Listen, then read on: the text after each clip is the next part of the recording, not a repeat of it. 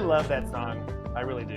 That's, I'm just giving another shout out because it's great. That's Brady Watt, original tune that he lended to us for this season. Brady's an incredible musician. He plays with Talib Kweli and DJ Premier, literally everyone. So I can't get enough of it. I'm glad that we get to use that for this. Welcome to our special episode, because every episode is special, of Leave Looking Up, where we have an incredible guest and human and person joining us who gave us a little sneeze in the middle of that intro. So I'd give you my handkerchief that I'm wearing, which is also a bracelet tote. But alas, this is virtual. So welcome. I'm Neal Ludevig. This is Leave Looking Up.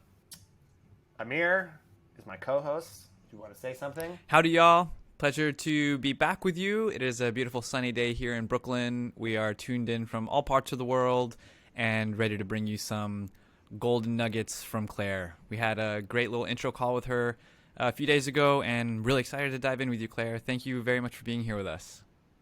Thank you for having me, and thanks everybody for listening. So, for a little bit of context, there it is. The people are speaking. For some context, Claire is an author of the book Ladies Get Paid. She's the founder of the organization and effectively the movement of Ladies Get Paid. She's a public speaker. She's an activist. She's an entrepreneur. The list goes on. We're really glad to have her today here with us, and want to start understanding a bit. And really, today's episode is just about understanding a little bit of her origin story. How did you get here, Claire? What brought you to this incredible space where you've done all these different things? How much time do we have? Yeah? Okay. The whole day. Plenty. The editor's like, no, get off the mic. Well, I'm going to just start in a sort of depressing place. How about that? Women are struggling. We are struggling. There is a wage gap, an investment gap, funding gap, leadership gap, you name it. We need to make more money. And that's not something that I fully realized until I had a pretty sexist experience that woke me up. This was probably 2015. I was working for a company that helps connect people for work. I had been in the recruitment space for some time, and I went to this advertising festival south of France, very fancy. First night, there was a party, and I walk into the party. Older guy comes up to me, very nice, smiley, sticks out his hand, and he says, well, hi, now, whose wife are you? I was like, okay, that's what this is going to be about. And it was a full week of interactions like that, just constantly, whether I was not being taken seriously, being objectified, ignored, just felt like I had constantly had to navigate this like gender power dynamic. And it was really exhausting and offensive at times, really offensive. And after that, I went home and I wrote a little essay of trying to understand my place in those interactions. So it wasn't, these guys suck. It was actually turning inwards and wondering, did I cause any of those interactions, right? I think a lot of women in particular tend to do this. We blame ourselves. And I shared the essay with some friends. I didn't want to publish it. I felt like maybe I would be labeled a, quote, like man hater, or, again, I was just trying to understand this stuff. And when I shared the essay with some friends, they immediately wrote me back. They said, oh my gosh, I've also experienced this. Can I share with my friends? Sure. And I started to get emails from people I didn't know. Wow. It was kind of like my essay was going viral in my inbox. And I have to, again, remind everybody, 2015, like people were not really talking about, there was no Me Too. Like we were not talking about this stuff. And, I just started to research. Like I remember typing into Google, so it's sort of funny. I typed into Google, women, work, and equality. Like no idea where to begin. Never considered myself a feminist at all. I had a complete misunderstanding of what that word even meant. My mother had been the second class of women in college, but never talked about it. I was really raised like you can be and do whatever you can dream of, which is a really beautiful way of looking at the world, but an incredibly privileged one also. And so in uncovering these statistics, I really was shocked. I was shocked and I was ashamed, actually, because I didn't realize how bad it was, particularly for women of color. And let me just underscore that for a second. Hispanic women make closer to 55 cents to the dollar, okay? So this isn't like, maybe we could justify. No, this was really bad. And I felt, for me, there was a fundamental shift. Like there was the before the statistics and then there was the after. And when reading this stuff, it made me so angry, but I had no place to put the anger because I didn't know as an individual, what can you possibly do to combat something that is so systemic, structural, entrenched, overwhelming. And so I did nothing. I just kind of felt pissed for like a year. And it really wasn't until a friend of mine came to me. She was an art director, freelancer, very good at what she did or what she does. And she said that she recently discovered that she was just not charging as much as her male counterparts. And because at the time I worked for this company that connected people for work, I was director of marketing, I had a really unique bird's eye view of people, companies hiring, just lots of people. I had a network, I had a community. And so when she came to me and she said, I'm not charging as much, could you put on an event or is there something we could do? I don't know. What are your thoughts? And that was my aha moment because I realized, back to that question of as an individual, what could I do to combat something that was systemic like the wage gap? It was charging more. Oh my gosh, could I close my own wage gap? Let's start there. Wow. And long story long, I then hosted an event. It was a town hall for women to talk about money. And everything changed after that. Talk to us about how much time just happened there in your story from the time Probably a year. That was about a year from the time that you sent your essay to your first group of friends to the time that you ran a workshop. That was about a year. Yeah, I would say full year. And then between launching doing the town hall and then actually starting Ladies Get Paid LLC, that probably was another 2 months. Yeah. So, but I want to just be clear. I had a startup before. I want to say I had 1.5 startups, failed. Although actually, they're not failed startups because they've absolutely morphed into what I do now. So I feel like I was practicing for this for a long time. You mentioned that Hispanic women are getting 55 cents to the dollar. Yeah. Are there other... I just want to, for the listeners out there, get a bit more of the gravity of the situation where it was then. What metrics do we need to know about? What beyond that, kind of across the in the total landscape of things? What are we looking at here? It's unfortunately not going to surprise you. Listen, and we can talk more about what the wage gap means. There are people who think that it doesn't exist. There are nuances to it. I do want to say, it absolutely exists, but there's context that's needed around it, depending on a lot of factors. So, your race, where you live, obviously what you do for a living, your industry, if you were married or not, okay? It can change how much you are getting paid. And so, all together, it's about 80 cents on the dollar, 70 to 80 cents on the dollar, okay? That's the aggregate. But when you break it down further, Black women, it's closer to 68 cents on the dollar. And then, like I said before, Hispanic women, 55 cents on the dollar. Actually, Asian women have the smallest wage gap, even smaller than white women. So that's actually a little interesting fact there.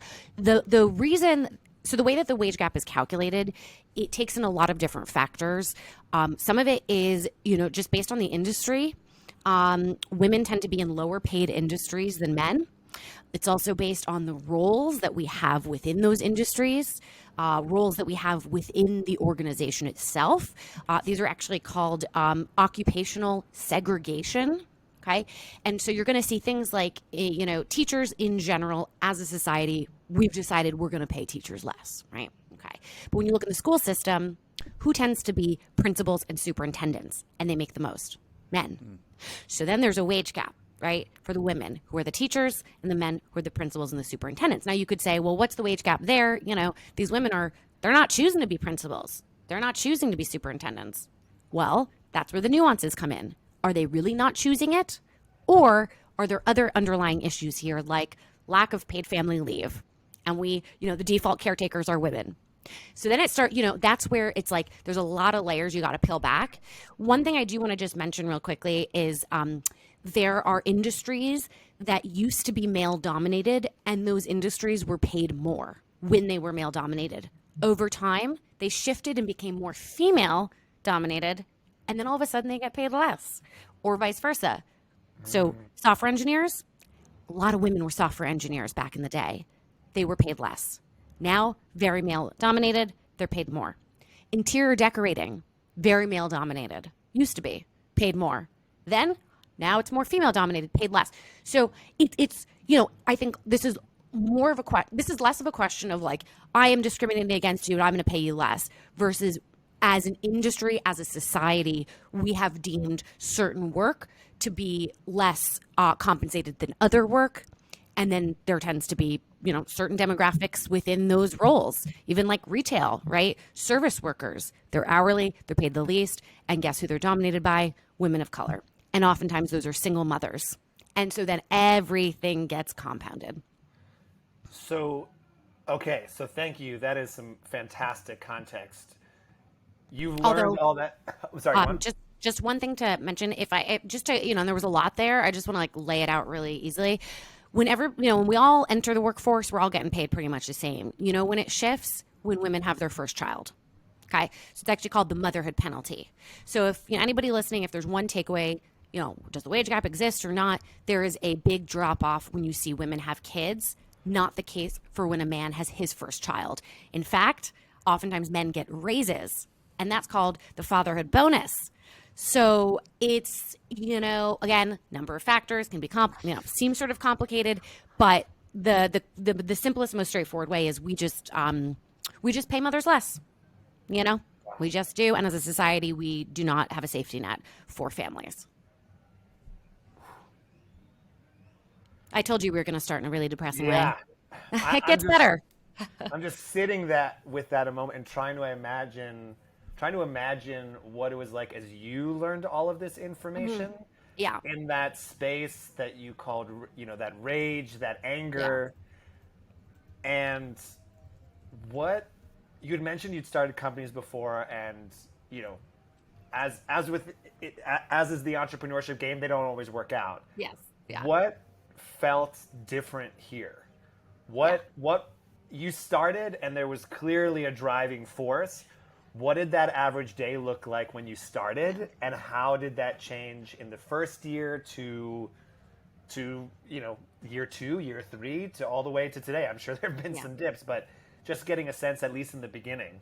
Dips. There's been some pandemic. Yeah. What? Yeah, right? You haven't heard? One thing I want to say in my previous startups is I didn't know how to make decisions. I didn't know how to make business decisions, monetize, like how do we monetize decisions? And that's why I ended up going to work for other startups to learn how to do that.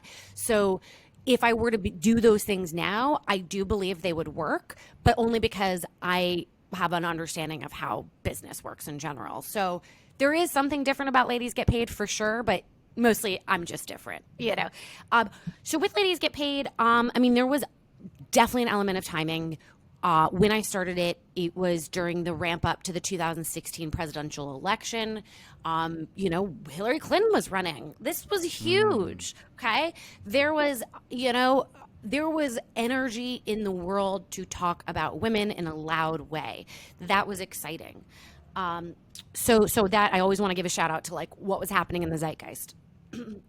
The big difference, I think, was letting the community tell me what the business was, as opposed to the other way around. Meaning, after the first town hall where we talked about money, I created a Slack group for everybody who was there. There were 100 women who joined the Slack group, and I just watched what they were talking about. And it was, first of all, lots of talking.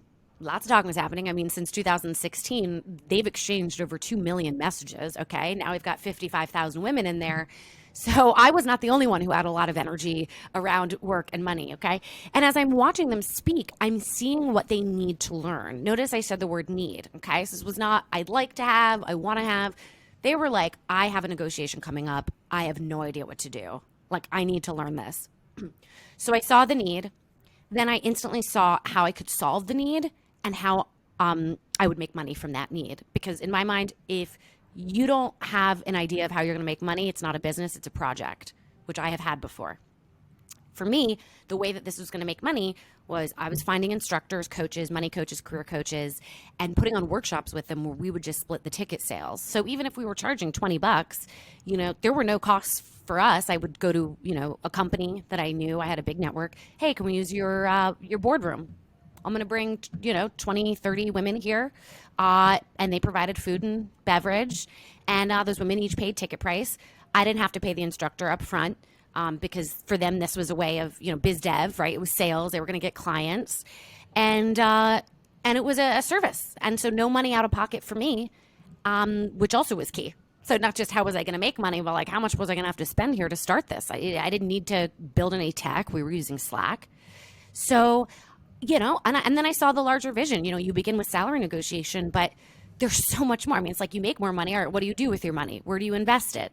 Oh, wait, let's take a step back. How do you even make the case for more money in the first place? Well, are you in the right job? Do you love what you do? Right. So I just saw this as I could see what the vision was, but I also understood that how important it is to really listen, to give opportunities for people to speak, to share, and then to listen. And a big game changer to all of this was I actually went across the country and I hosted town halls in 19 cities. That town hall that I started in New York for women to talk about money, I did it all over the country, and I really got to see where the energy was.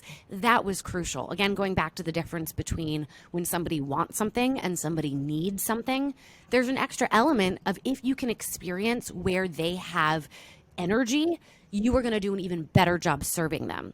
So being able, and this is where I feel very fortunate, having been in the room with these women, seeing when they laughed, they cried, they cheered, right? Seeing where they played off of each other. So having Slack, having online, that's fantastic for data, right? Like I could see, we could scale, I could see the sort of like how much conversation was happening, but to also be in the room and to feel it was, I think, so crucial to, how we do Ladies Get Paid and how we communicate really and how that actually can change.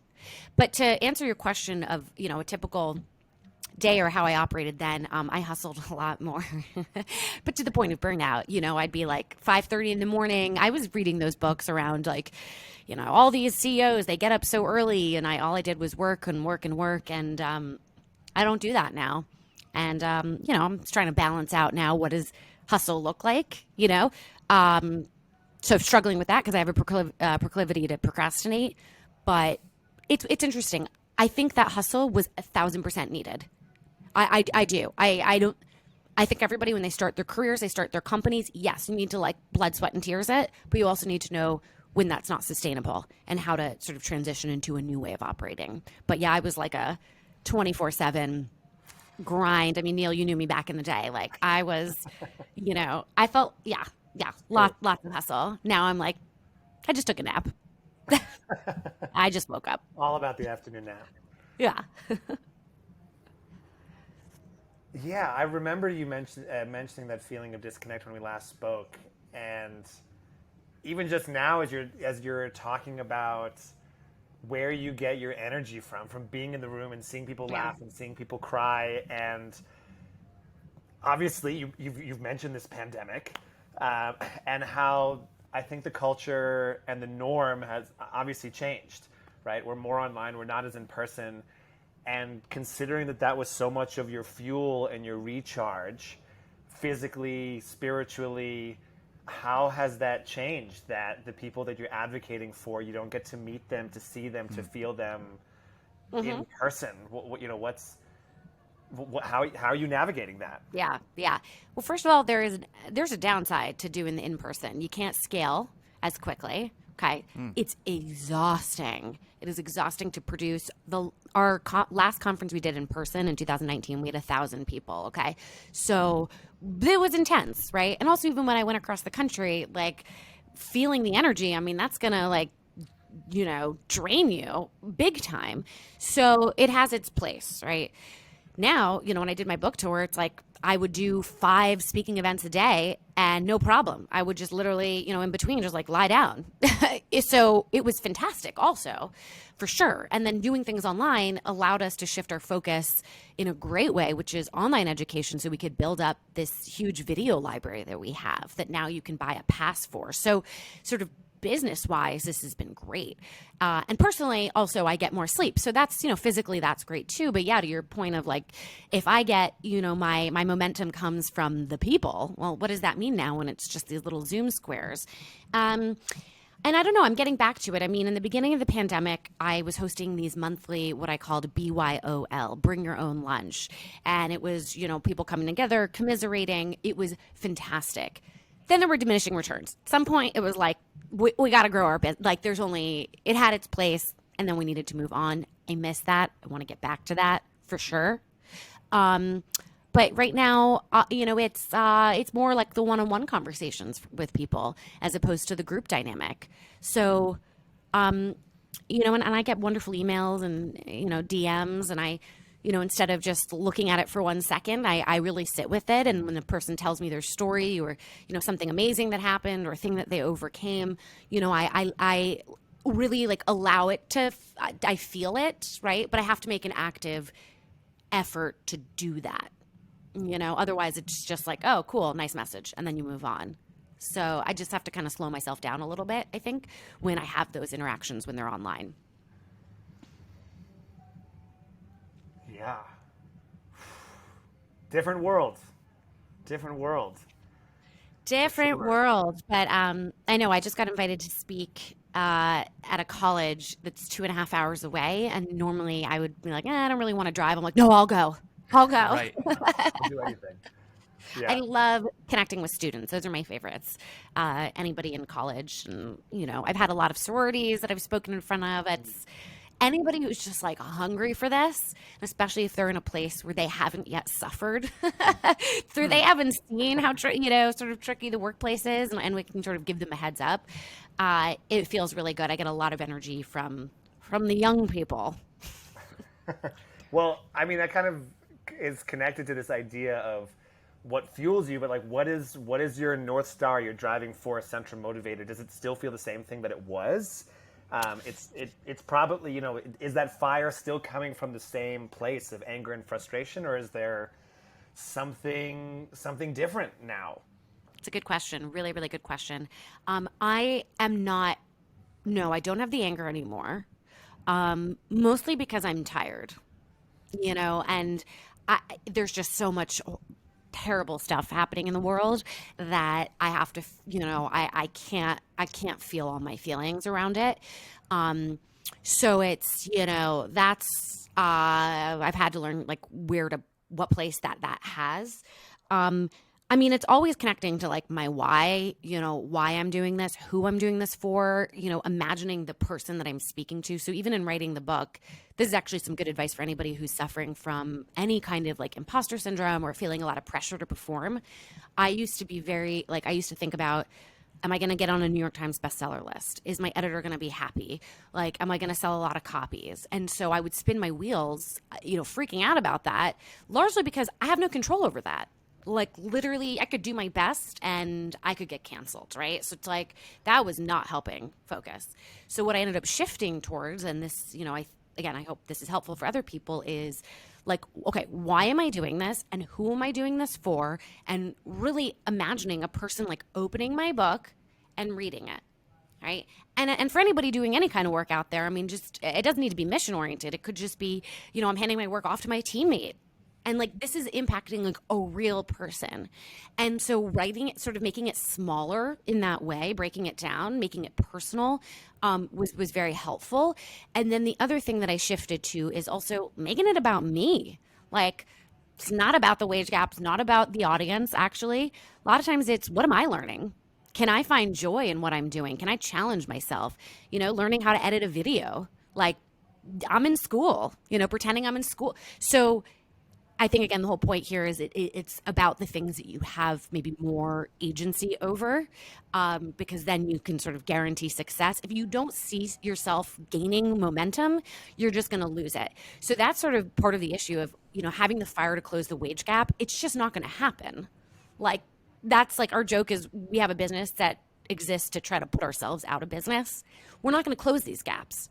And so even though that is the starting fire, it's not healthy to constantly stay focused on something that's just never going to happen, in a sense. If that makes sense. So it's like, okay, what can I do that I can see that momentum happening? And that is things like finishing a chapter of my book and being proud of myself and like learning how to get over writer's block and, finding joy in that. So my why has gotten smaller in a sense. I wonder if you can articulate that. What is your why?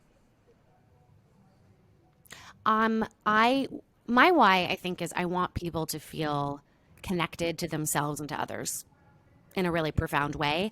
That's my Claire Wasserman's why.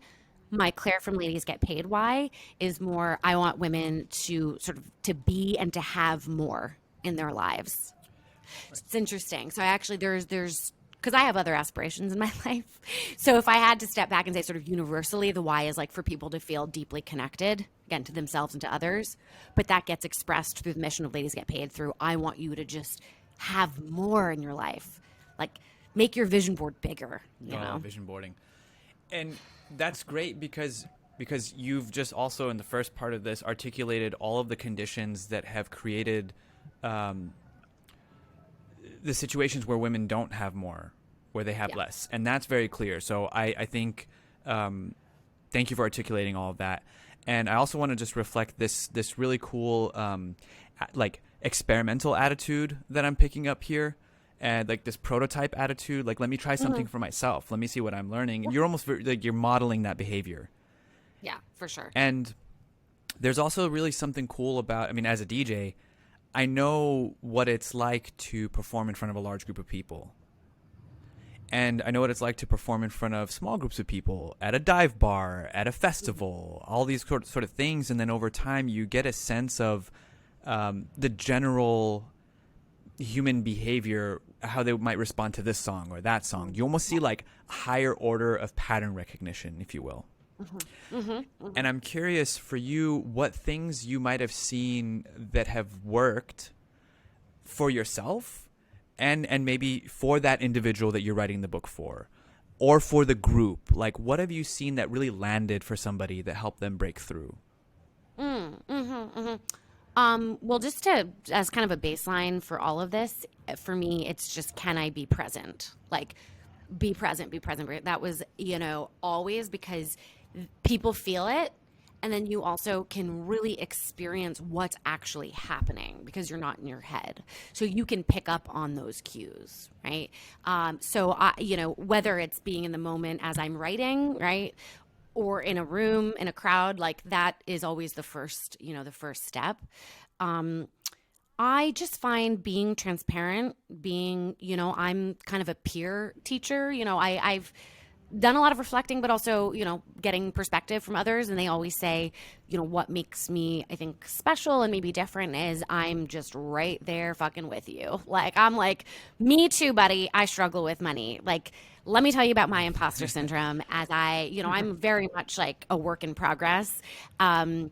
So I think people appreciate that, and it's catharsis for me. So thank you all for being part of my therapy session now. It's like, welcome to my TED Talk. Not really, just welcome to my therapy session, quite frankly. So I would say that, that helps because, and then I transferred that to like, okay, so what makes me able to connect to others is by being, transparent with my own struggles. Okay.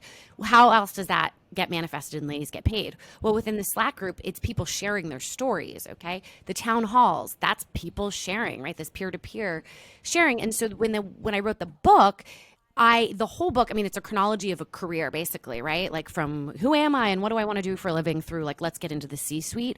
But it's told through the stories of 9 real women, each of them going through a different professional challenge in the chronology of a career.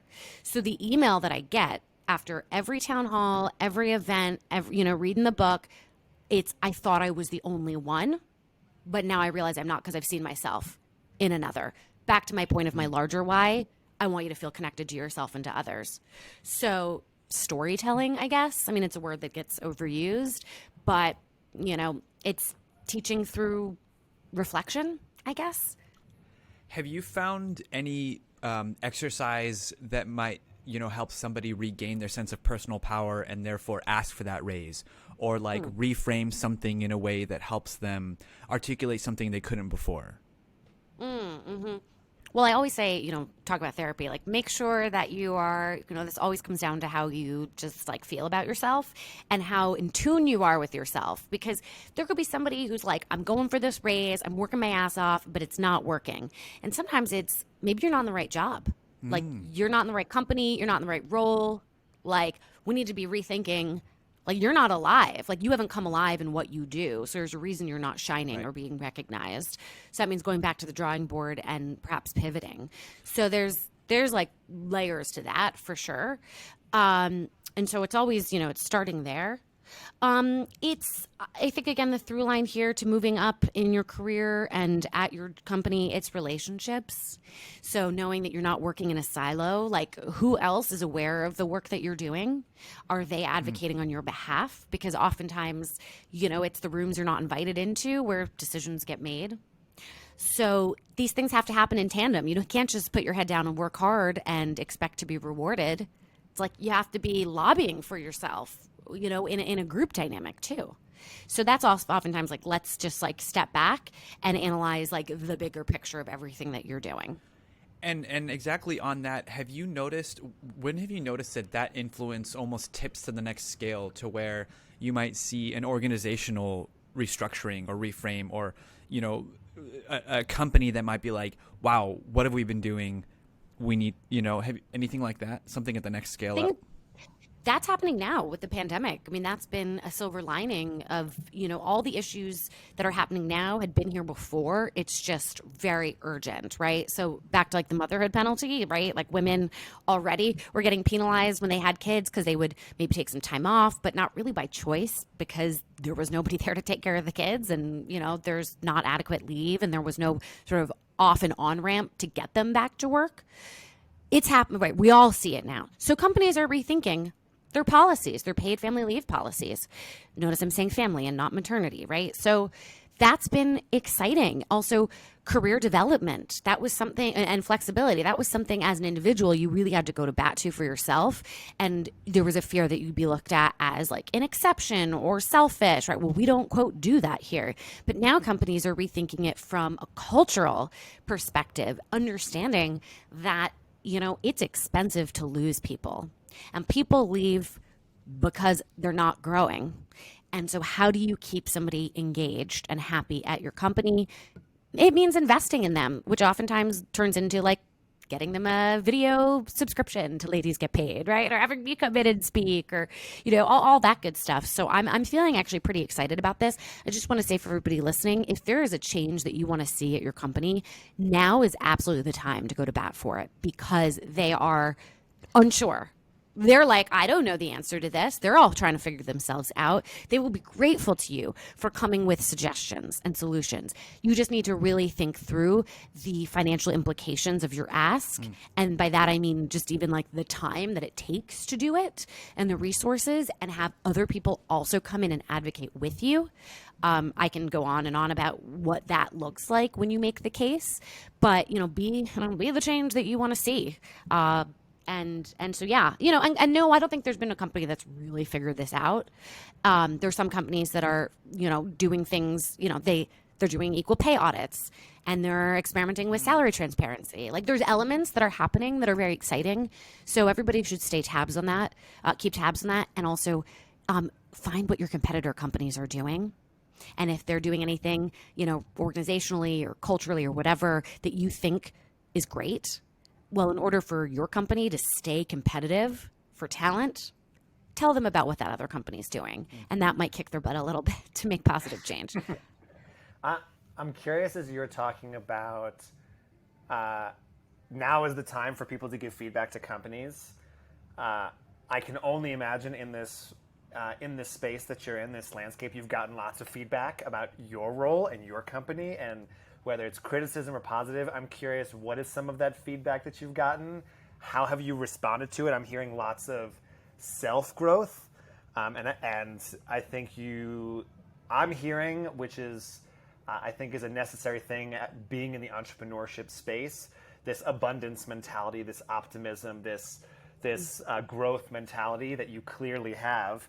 But a lot of that is internal. So how have you responded when people have given you criticism or feedback, both from your audience and your competitors? So you broke up a little bit when you were first starting the questions. Starting the question. Was it, how have I taken criticism? Was that, Sure, could you just say it again? Sorry. Yeah, absolutely, no problem. So I think you just mentioned that now is the time to be giving feedback as companies are figuring things out, and to advocate for yourself and to give them improvements, thoughts, ideas. And I think there's a big part of how have you responded to that, both on the hat of Ladies Get Paid, independently as Claire Wasserman. I can only imagine that in this space of gender equity, the wage gap, everything, being an entrepreneurship representing so much, that there is a side that you've received feedback and critique. And so I'm wondering how that's different from receiving your own internal feedback to receiving external feedback, both from competitors and people saying just critics and supporters, right? It can feel differently from both sides.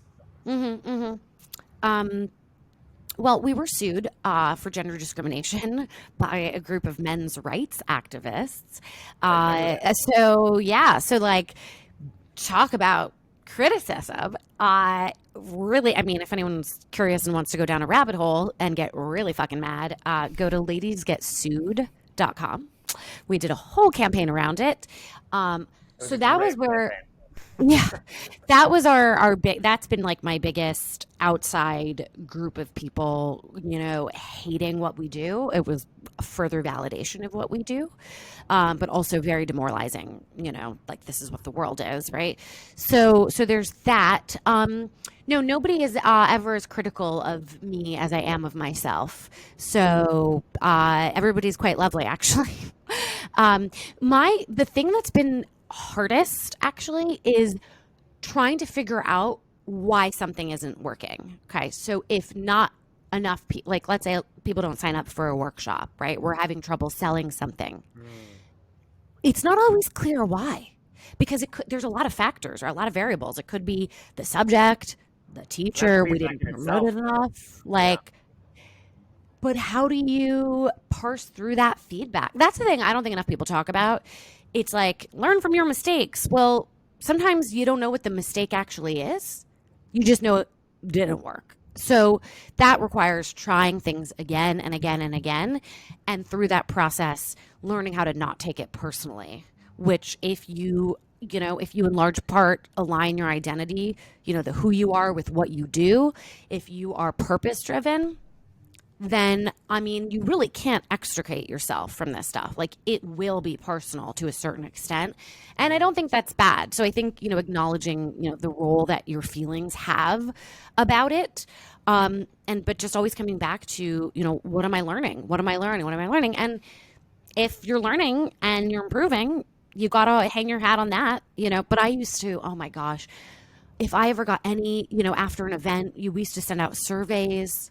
Woo, I could have 100 people tell me they were obsessed with it and I changed their life, and one person said it was the worst thing they ever went to, I would just be devastated.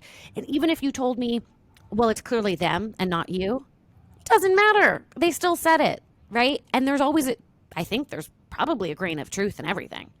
So then it was well, what the fuck do I do with this? Is this information that I should be paying attention to or not? I just stopped sending out surveys. I was I don't want to, that's just not helpful at some point. One thing I do, just a piece of advice that I have learned, and that will maybe be helpful for other people who are taking things personally or sort of dealing with criticism in general. You are not a mind reader. What I mean by this is I hosted a town hall in Minneapolis, and I thought it went horribly, because to my earlier point, right, to me, sort of success is the energy in the room. There was no energy in the room. Nobody laughed. Nobody said anything. That's the whole point of a town hall, right, is that we all have to stand up here. So I leave this town hall and I think, man, not only do I suck at, not only did this go poorly, I suck at this, and maybe I shouldn't even be running Ladies Get Paid. The community deserves better. Like, I ballooned this out. I catastrophized it. And is that even a word? I don't know. But today. Yeah, it today. And it was true. It was a catastrophe. The next morning I wake up and I receive an email from somebody I don't know saying, wow, that was life-changing for me. Thank you so much. So now I'm pissed because I'm like, did I just spend all this energy? I almost quit Ladies Get Paid. What happened? And I talked to this woman, another woman there who I knew, and she said, oh, Claire, it's cultural. I'm like, what do you mean cultural? This is America. She goes, it's Midwestern nice is what she called it. People here, they were afraid by speaking up that they would be, being a burden or annoying or taking the mic from somebody else. I was like, oh, so this wasn't a reflection on how much they liked it? No, not at all. It's our culture. Wow. That was game changing for me because every time I go into a situation where I'm making assumptions about how I think other people are receiving and perceiving, I'm probably wrong. So I don't know if that's great advice other than like, be very wary of your assumptions and just nobody cares as much about you as you think you do. They're thinking about themselves. Yeah, I can completely identify with this. Yeah, the inner critic being so hard, and I'm curious how are you giving to yourself in these sobering moments? How are you filling the cup? Part of it sounds like, some fortunate circumstances of people giving great feedback and, illuminating you a little bit. But what is, what's the long-term gain in that way? Yeah. I mean, I got into a really good relationship, so that's great. Recently covered in the Times. Yes.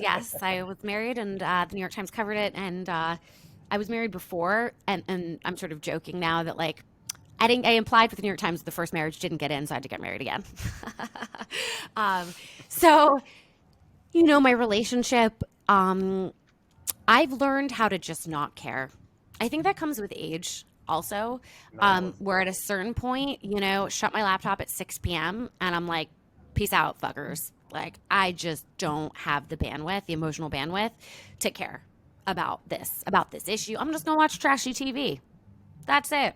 I'm not going to care about the woes of the world here, okay? I'll care in the morning. So that's been helpful.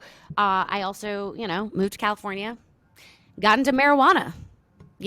I wish I'd known you then, Neal. I'm a much chiller person, let me tell you. I'm much happier. Yeah, so I'm just like, let's get a vape. Let's turn off the laptop, and I'm just going to have a good time. What about that? What does younger hustle Claire have? Does that Claire exist anymore? How is that Claire grappling with this current day Claire? I'm trying to figure it out. I've gone too far to the other side, so it's like because I can sometimes do things in extremes. So I was like extreme hustle, but like never learned how to sort of work in a sustainable way. Then I went into after my book, I did basically a full year of just sort of burnout, and it was the pandemic. And it was just, I feel like I was waking up in the morning and sort of waiting for the day to be over. I know that sounds really sad and depressing. Real. But, it was all of us. But now, okay, it's been more than a year since my book was finished. I have to get back on the horse. So I'm trying to figure out what's the balance between that. And I hired an accountability coach because I realized, I haven't had a boss in a long time. And that's great.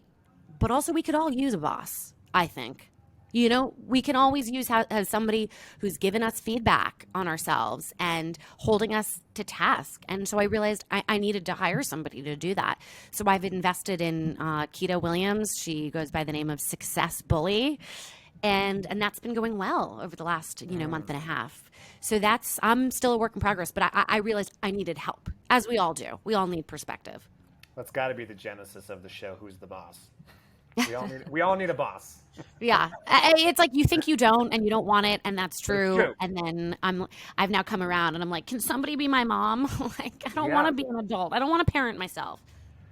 Yeah.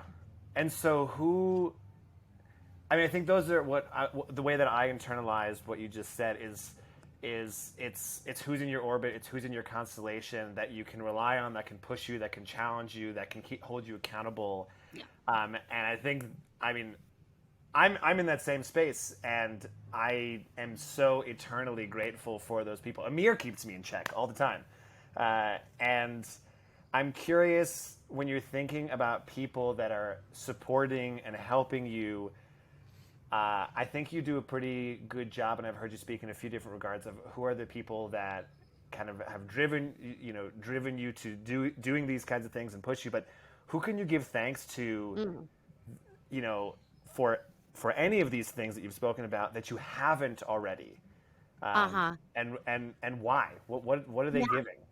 Yeah. I think they know that I thank them, but I'm just gonna Aaron Rasmussen has been a wonderful and beautiful mentor of mine. He is the co-founder of Masterclass. He started a company called Outlier. Really encourage people to check that out. It's like an alternative, option of education, of accredited university for fraction of the cost. He's an inventor. He's a screenwriter, just a wonderful and just an amazing person. Really interesting guy.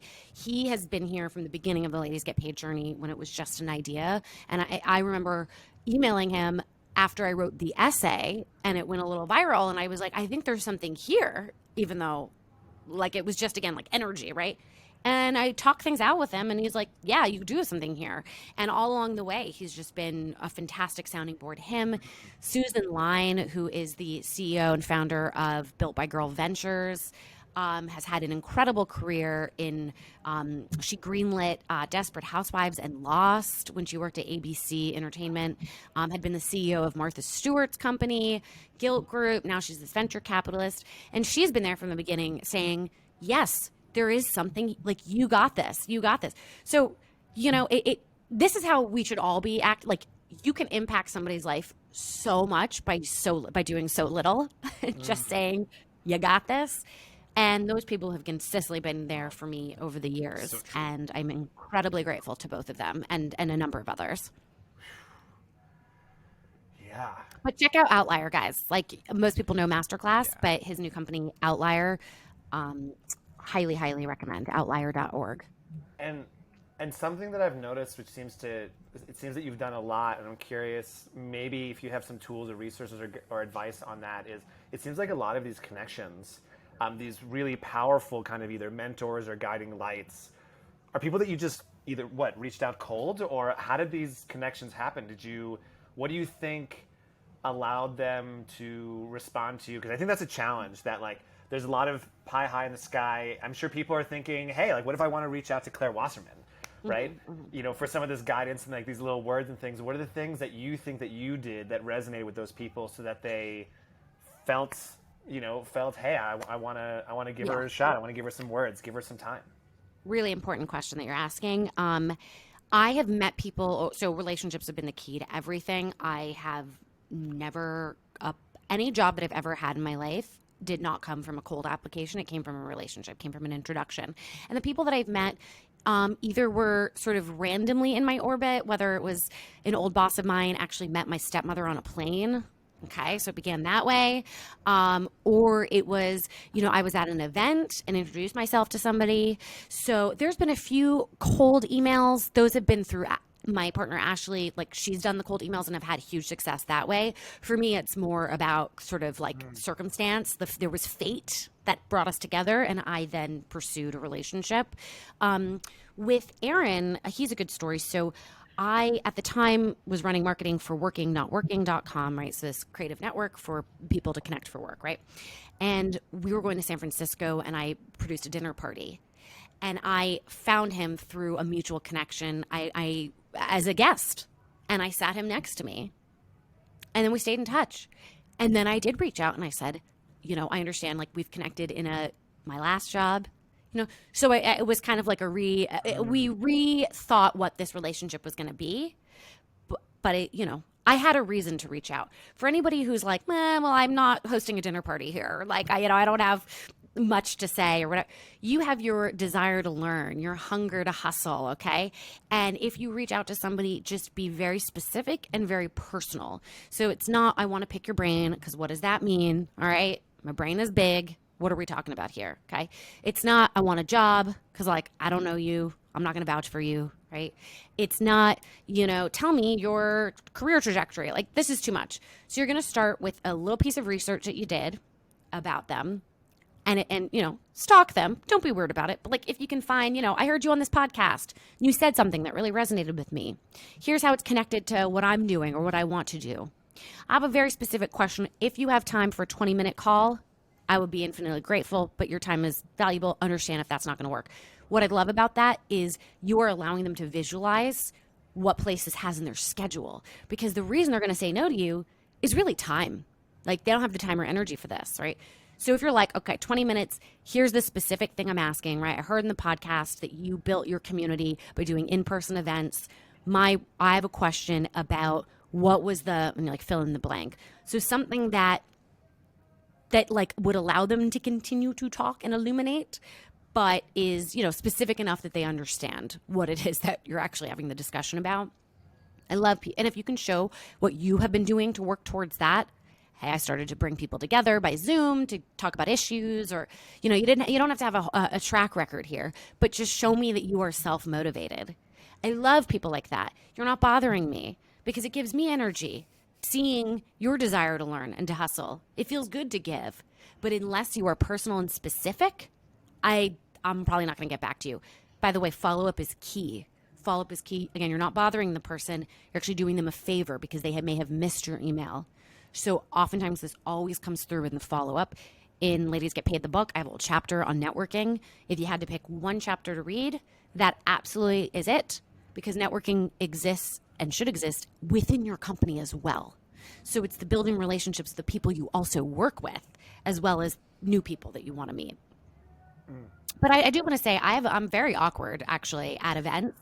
I find this is no, it is, because this is why I host. I feel really weird at other people's events. This is literally why I have become like a producer host of events, because it gives me a purpose. Like, I know what I'm doing there. And so I've been at events where I'm too nervous to go up to people. I get like really sweaty. Like, I'm like super uncomfortable. You're the guest when you start hosting. I'm a very interesting. I'm probably not what a lot of people think that I'm actually a huge introvert. I'm like, anyway. But a good story to just tell very quickly here is I was at an event with my partner, Ashley, and, there was this woman there, Beth Comstock. She'd been the former vice chair of innovation at GE. And Ashley's like, we need to introduce ourselves. I'm like, I couldn't do it. I was like, there was a line of people waiting to meet her. I'm like, I could not do it. Couldn't do it. I was like, I'm going to stay by the wine and the cheese. Always a good place to be. This was pre-pandemic, obviously. Ashley's like, screw you, I'm going. She goes, and I'm watching. They're very animated. I'm like, okay, so this is going well. Finished speaking. Ashley's like, okay, I got to tell you all about this. So we leave, and she says, guess what? She knew us. No. She knew all about Ladies Get Paid. And not only did she know us, she had found the person who art directed our website, our logo, and she hired them. What?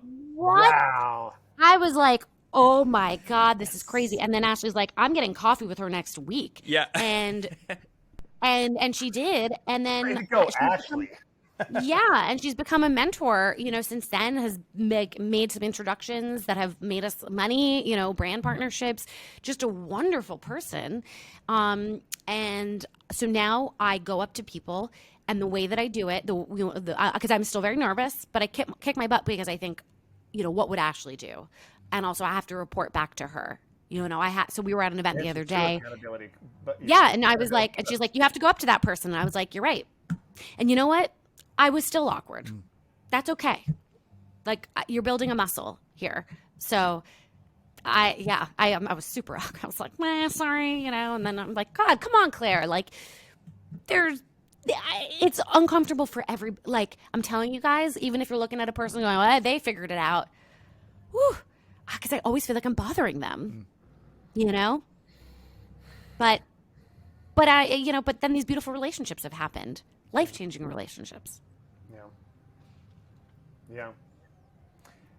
I love that this is leaving. This is in a place of optimism. We started at the bottom. We've moved. Yeah. We've moved. We've been on a journey here. We've learned some facts, information, dips and Twists and mountains, turns. twists and turns.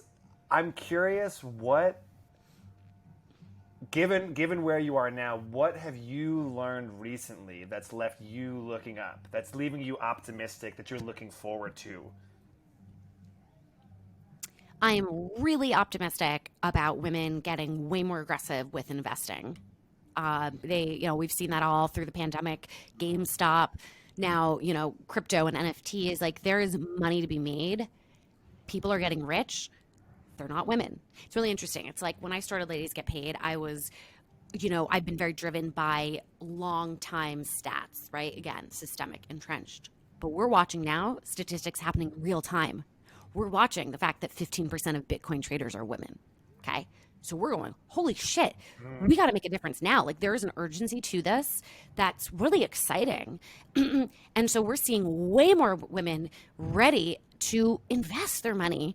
And that's a fabulous, again, always invest with caution. Don't invest things, you can't afford to lose, et cetera, et cetera.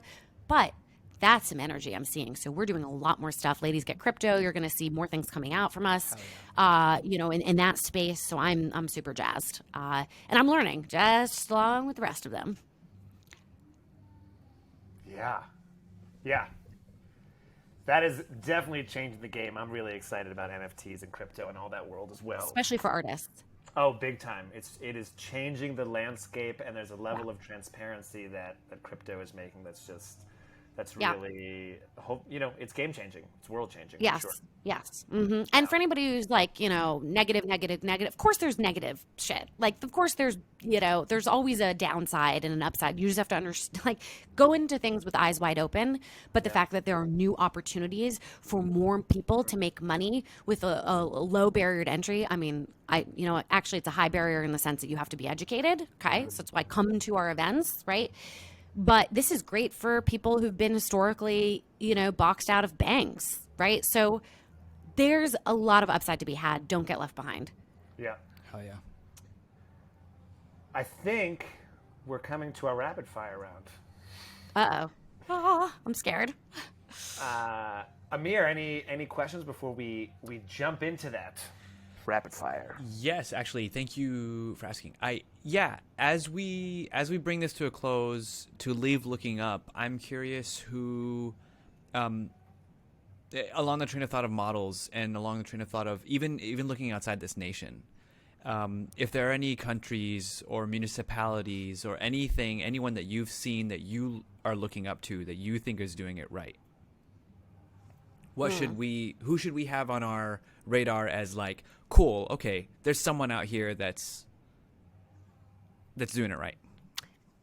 I mean, it's rough because it's like you can look at countries like New Zealand and, Scandinavian countries, and like they have great policies, but they're also just different countries, than ours. Like we're a bunch of little countries put together, and with radically different, to go back to like the Minnesota culture. Right? So I'm always a little skeptical of like, let's, making one-to-one comparisons. That being said, we're obviously way down on the totem pole when it comes to things like paid family leave. So, pretty much everybody else is doing it better than us. Hey, pretty much every country. So I don't have anybody specific, to answer that question with. Right on. Sorry. Yeah. Means we still have to find that space. Yeah, exactly. It means we can be that person. Yeah, right. Yeah, and it means that you cobble together little things from, one company is doing this. Okay, cool. I'm going to take, because it's not a one size fits all for a company, for a person, for a country. So you take elements of what will work for you in your context. That's the key. Yeah. I think. Right on. Right on. Carry on, Neal. So, rapid fire round. You've got 3 to 5 seconds to come up with the first word that comes to your brain. Okay. This is a judgment-free space. Amer and I are going to go back and forth. So I'll ask one, he'll ask one, I'll ask one, he'll ask one, and don't hold back. So here we go. Okay. I think this is appropriate. So, favorite book? I really like Anna Karenina. Am I allowed to say a Russian book? You can Yikes. say any book that you want. Okay. Sorry. Yeah. Favorite movie? Oh my gosh. Okay. I love a rom-com, so we're just gonna go with My Best Friend's Wedding. Okay. Weddings are in I the don't life know. for Claire. Favorite foreign word? Oh gosh. Meuf. Do you know what? So this is interesting. Meuf is the word femme in French, but backwards, and it is a certain kind of. It's called verlan. It's a slang word in French. So there you go. Because I lived in France for a little bit. I'm obsessed with slang. So meuf, femme. Love it. Wow, I'm glad we have that question. Yeah, I'm really glad. Fruit. Fruit, apple. Yeah, pink ladies. Pink ladies. Easy. Let's go back to the words. Let's see what you come up with. Favorite curse word? I don't know. All of a sudden, I'm like fugazi. I don't know.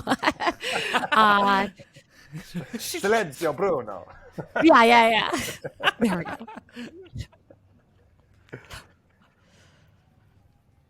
That's my. I'm just. Oh, gonna my say turn. that. All right. Okay, accepted. now Take it time away. for the either ors. So Android or iPhone? iPhone. Mountains or beach? Mountains. Same. GIF or GIF? GIF.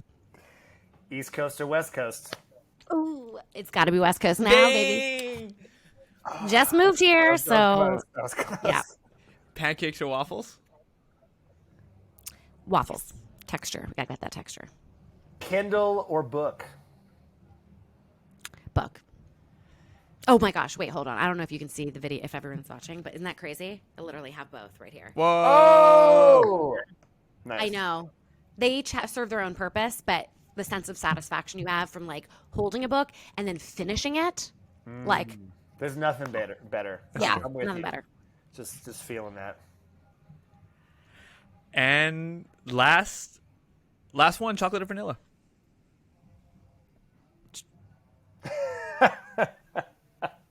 Chocolate Why? with vanilla. No, I don't. Can I gotta be ask right. why you bit your tongue there? Why you held? You were like. Okay, so I'm a big sweets person. Like that is my like. I'm very, very, very healthy, but only because I'm very, very sweet tooth. So, like vanilla base with like chocolate like chunks in it. I'm like big on the texture. So if you're giving me just like straight chocolate or like chocolate ice cream, I don't like it. But if you don't got the chocolate chunks in there, then it's just like, why even try? Like, it's trash. I don't know. Hence the moment of processing. We're I get it. talking about That completely makes sense. Yeah. That was the hardest question I got all Yeah. day. So thank you Yeah. for helping me. I really like had to think. I'm loving that. That was the most difficult question of the whole interview. No, the Tell movie. us I your have North to go Star and your back. inspirations. Ooh, that's easy. Chocolate and vanilla. Oh gosh, no, the movie. I feel terrible because I started my career in independent film producing. This is so like there's just I guess I've just smoked too much weed. I don't know. Definitely. Like it went be it. away. I the new used to have Claire. good answers, but now no, because now we just watch TV. Like we're deep into different television shows. So it's like God, what are movies? Comes down to storytelling. Yeah. So, thank you so much. If people want to find you, learn more about what you're doing, both Claire Wasserman and Ladies Get Paid, where can they do that? Yes, thank you for asking. Ladiesgetpaid.com, ladiesgetpaid.com/book. You can follow us on all social channels at Ladies Get Paid. You can find me and follow me at Claire Gets Paid. I do respond to DMs. It takes me emailing and, my inbox is a little scary, but if you do message me, I will respond. And I'm just excited to, continue, congratulations to you guys for this wonderful show. Thank you for having me on. Thank you all for listening. And thank you to the editor because you had a job to do today. Thank you so much for coming, for sharing this wisdom. I feel like I learned, in addition to some French slang, a lot of nice tidbits of information that I'm going to internalize and integrate literally in everything I do. So thank you so good. much, Claire. This is It's so great to see you again and catch up and hear about all this stuff. Yeah, nice to be friends over many years and many different, lifetimes and iterations. And yeah, so thank you again for having me and thinking of me. Yeah. Cheers, Claire. Cheers. So, and I think that's it. Wait. Time. We did exactly the time. We need to get the sign off. The official sign off from our producer. No, who from seems Claire. To be Oh, the official. Yes. Claire, can you give us a quick soundbite that we can use for our posts? That we can use kind of like for a little promo advertising. Like, I'm Claire Wasserman, and I invite you to leave looking up, or any kind of spin on it that you want to do. Be yourself. Let it flow. Well, so to be like, to just like, hi, I'm Claire Wasserman. I'm so excited for you to hear this episode, like that kind of thing. No, Yeah. it's kind of like your friend that started Masterclass. Like I'm Claire Wasserman, and remember to leave looking up, or Okay. we are invited to leave looking up, or whatever, something like that. Okay. I'm gonna say what you said. Okay. That's helpful. So, hi, I'm Claire Wasserman, and you're invited to leave looking up. I'm looking up already. I love it. Hell yeah. Thank you, Jess. Hell yeah. Ooh, we got the dance moves coming on this little dance party. Wrapping up the week, too? 5 o'clock? This is what I'll say I'm loving. This whole dance party, Zoom virtual dance party. That's a real thing.